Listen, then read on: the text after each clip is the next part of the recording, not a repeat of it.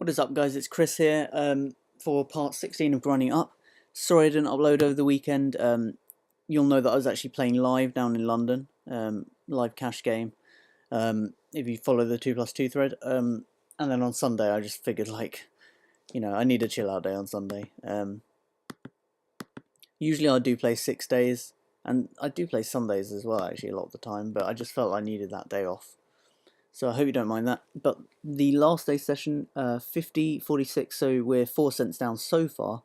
And to avoid, we're on a 15-day winning streak at the moment. So we need to have at least a 5 cents winning session in this little YouTube session to actually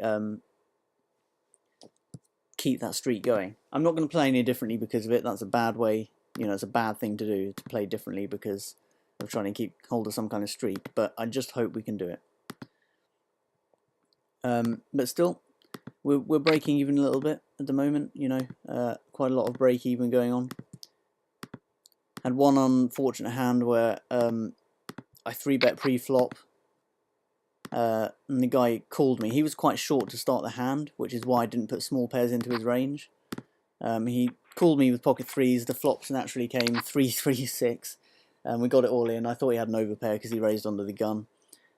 We got it in, and he had quads against my aces, which was unfortunate, but it happens. Shit happens, deal with it. There's some good advice. So let's try and have a good session. I'm gonna really focus on making good decisions.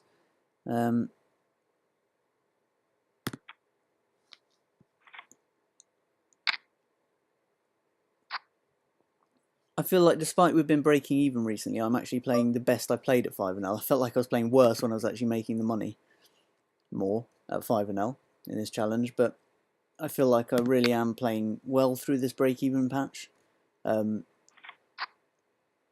not a good flop. So, what am I thinking here? He has...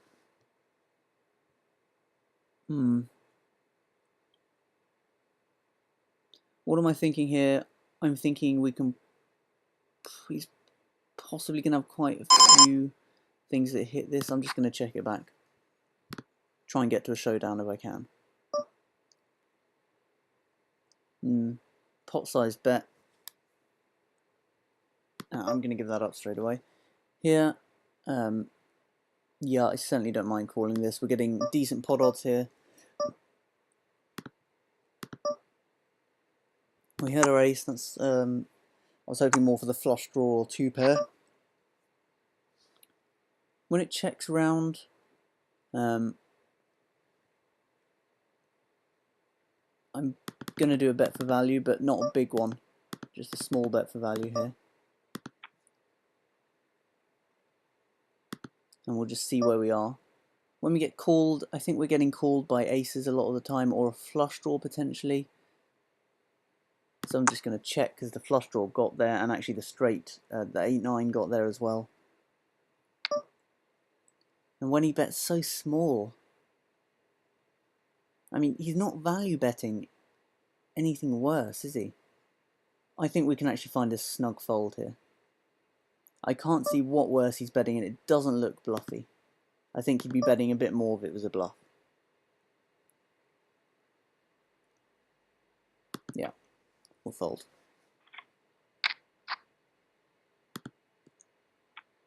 I mean, if so many draws hadn't got there on the river, it was a bad card because one of the conceivable straight draws got there, and obviously the flush draw got there. So I think if the river had been different, I would actually have called that bet.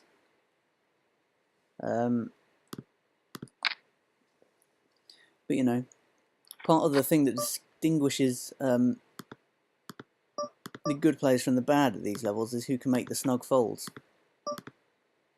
Well, this is a good card to continue bluffing on because we picked up equity. So that's always good. I think with a small suited ace, we took down that pot with the bluff.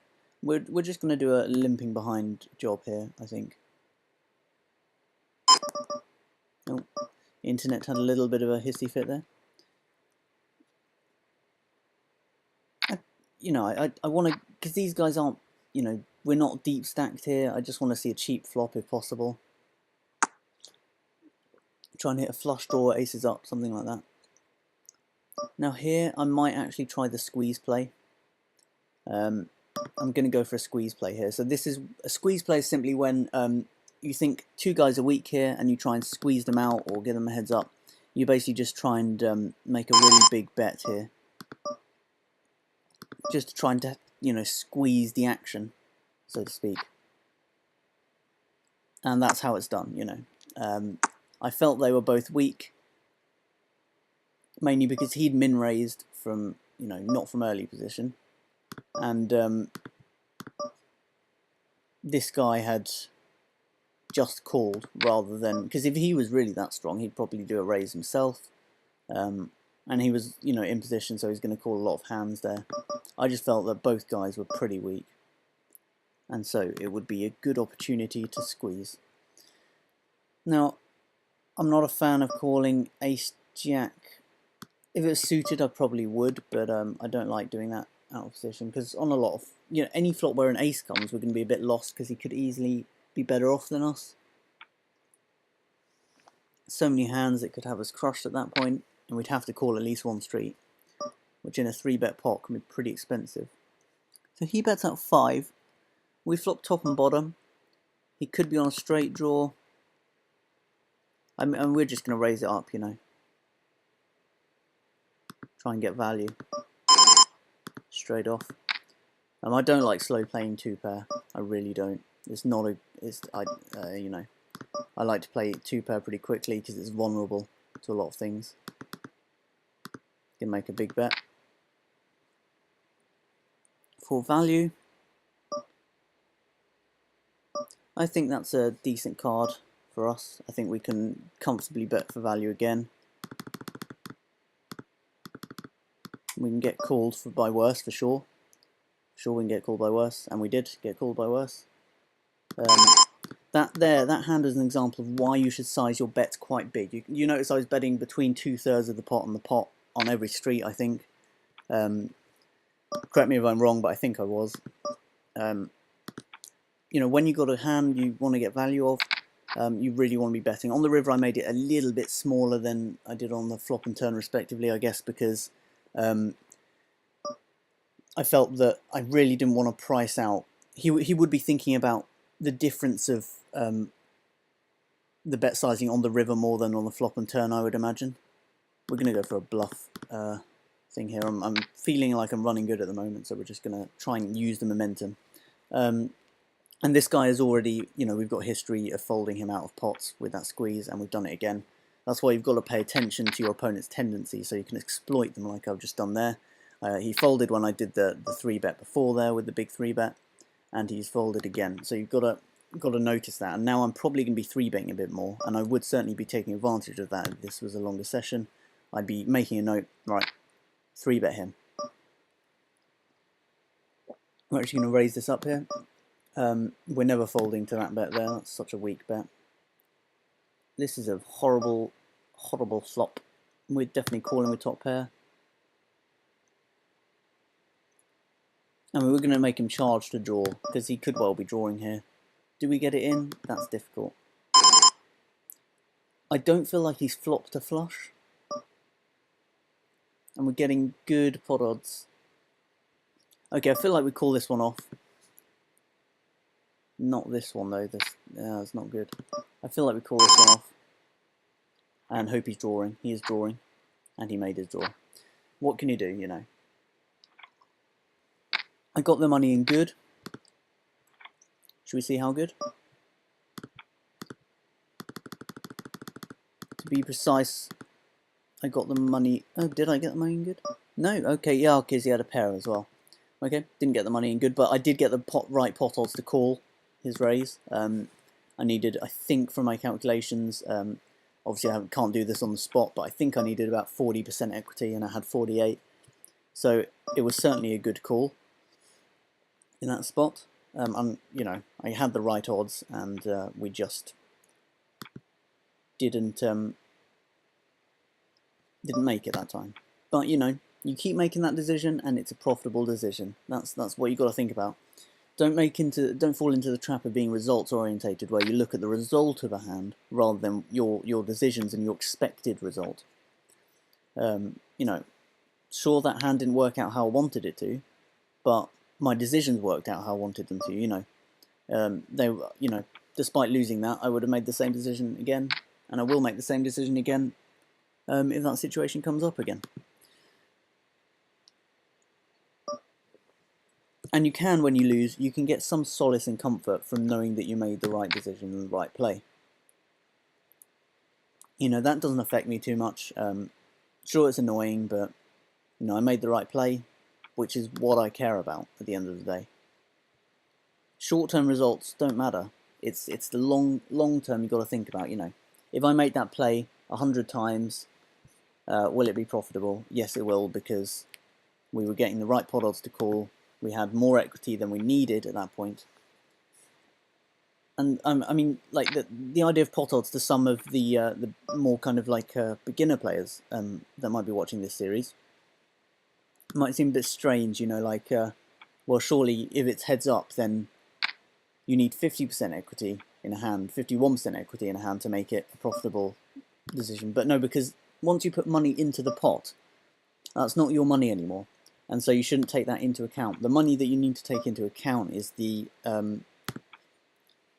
basically what you have to put into the pot at that moment, in that particular moment, what you have to put into the pot and how big the pot is.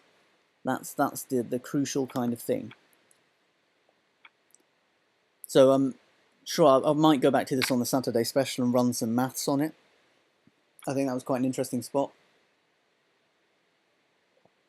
I mean, the basic truth is, the reason I called was he's not going to have flopped an actual flush very often. Maybe 1 in 20 times, I think. I worked that out. 1 in 19, 1 in 20 times when he flops an actual flush. Sure, he has it some of the time, but I think more often he's got a good flush draw rather than an actual flush. And I think we're still up for this session because we won the nice pot over here. So we could well still be up.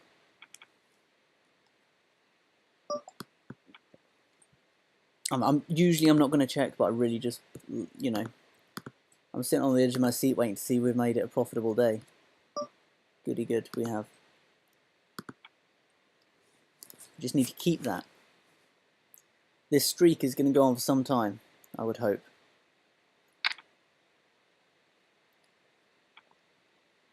I mean, I'm quite amazed actually. I don't think I've ever had a streak like this before, where I've just, you know, had so many days without losing. Right, we'll raise that. I love this hand. Really nice hand. And it's a multi-way pot, so we're definitely getting good odds there. Probably don't have the best hand there, and we're never getting full house to fold at these stakes, so...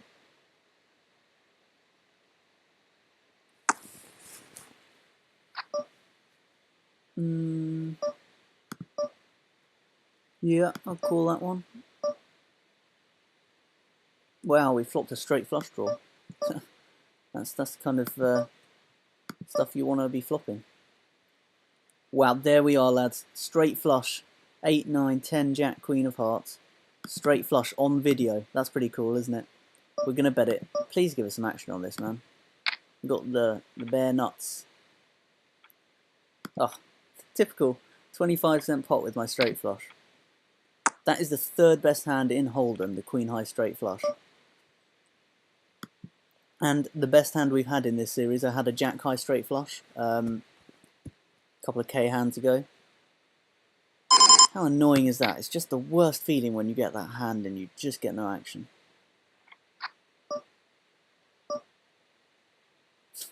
But you know, what can you do? What can you do? Not much.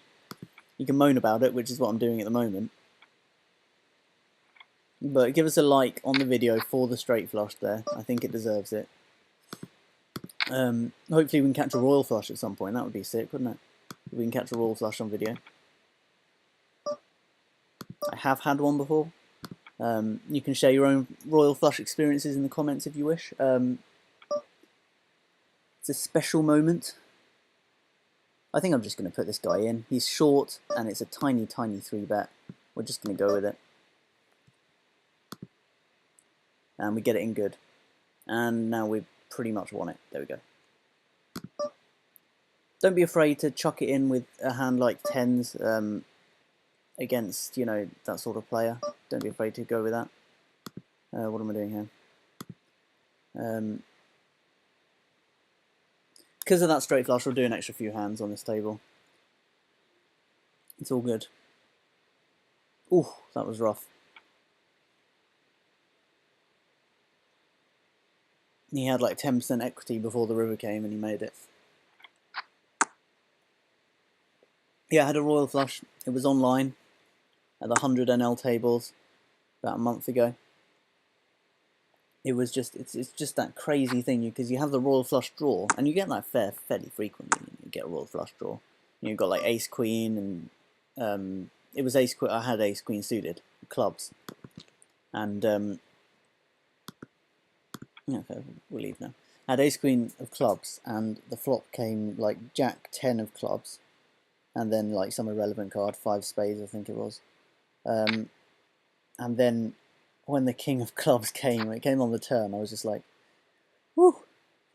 I won a decent pot with it as well. I was up against king queen, so I had a decent pot from it. It's always nice when you get paid on a good hand. We're just gonna carry on with a bet here. This guy has folded to c-bets before. I have no reason to think he's just a complete calling station. We're just going to give up. Don't really pick up any equity, so bye-bye.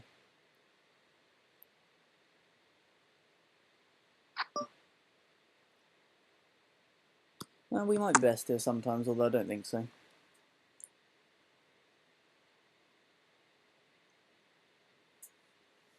Want to see if we can get to a free showdown. That would always be nice, you know.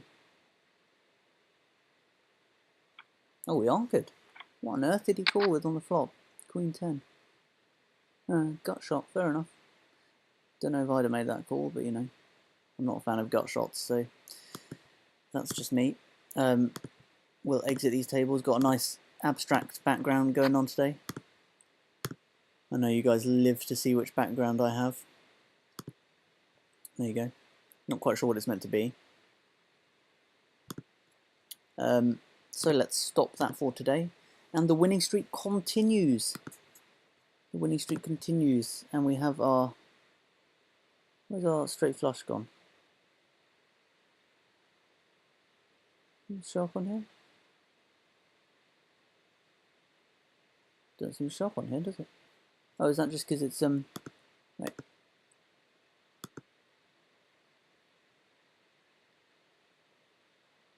How come it's not? No matter. Right, so refresh. 112.40 out was a good session. 247, and yeah, it sends our graph back in the right direction a bit. We're climbing out of this little downswing we've had. I mean, okay, you can't really call it a downswing, but this break-even period, we're starting the road to hopefully moving on up here. And I'll see you guys tomorrow for maybe a double upload if I can, possibly a single upload. We'll see how it goes.